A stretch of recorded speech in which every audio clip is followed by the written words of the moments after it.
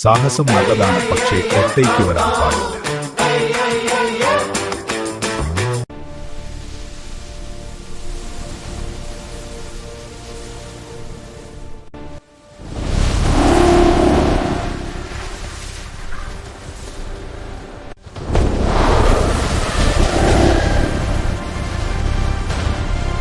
അന്ധകാരത്തിൽ അവർ കുടുങ്ങി.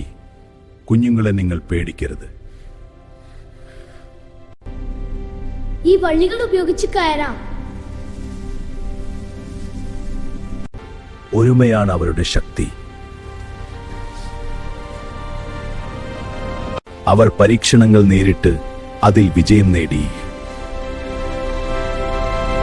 ആ സന്തോഷം അവർ ആഘോഷിച്ചു. അവർ മുന്നോട്ട് നടന്നു. ഇതൊരു തുടക്കമാണ്.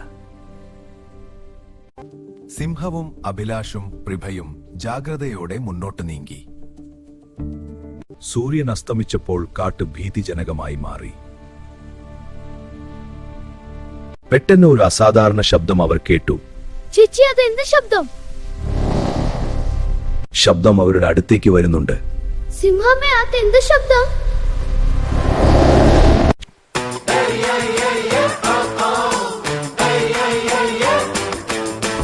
കറുത്ത മൂടൽമഞ്ഞ് ചുരുതും പടർന്നു. നിങ്ങൾ രക്ഷപ്പെടില്ല. അവൻ പ്രഭയെ നോക്കിയപ്പോൾ അവിടെ കാണാനില്ല. അവളുടെ ശബ്ദം മാത്രം കേട്ടു. ഒരു പുരാതന ജീവി അവരുടെ മുന്നിൽ പ്രത്യക്ഷപ്പെട്ടു. നിങ്ങൾ ഈ കാട്ടിന്റെ രഹസ്യം ഭംഗം ചെയ്തു. ഇവൻ എന്റെ കൂട്ടുകാരനാണ്. പ്രഭ ഇവിടെ.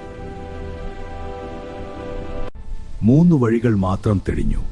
ശരിയായ വഴി തിരഞ്ഞെടുക്കൂ. നീ വീണ്ടും വരും.